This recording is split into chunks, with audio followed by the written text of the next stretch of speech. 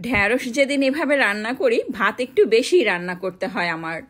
আজকে ঢ্যাঁড়স রান্না করব। ঢ্যাঁড়স রান্না করার জন্য আমি কড়াইতে পেঁয়াজ কুচি দিয়েছি হাফ কাপ, হালকা ব্রাউন করে ভেজে একটু পানি দিয়ে লবণ দিয়ে দিয়েছি পরিমাণ মতো, হলুদ গুঁড়া, মরিচের গুঁড়া, ধনিয়া গুঁড়া এবং জিরা গুঁড়া দিয়েছি হাফ চামচ করে, রসুন বাটা হাফ চামচ। পানি দিয়ে খুব ভালো করে এখন মশলাটা কষিয়ে নিব। দিয়ে দিলাম চিংড়ি মাছ। চিংড়ি মাছ দিয়েই আজকে ঢ্যাঁড়স রান্না করব। আর ঢ্যাঁড়স রান্না এভাবে করলে খেতে যে এতটাই মজার হয়, ভাত একটু বেশি রান্না করতে হয় আমার। তো এখন ঢ্যাঁড়স দিয়েছি। ঢ্যাঁড়স আমি প্রথমে ধুয়ে কেটে নিয়েছি। এখন খুব ভালো করে কষিয়ে নিব।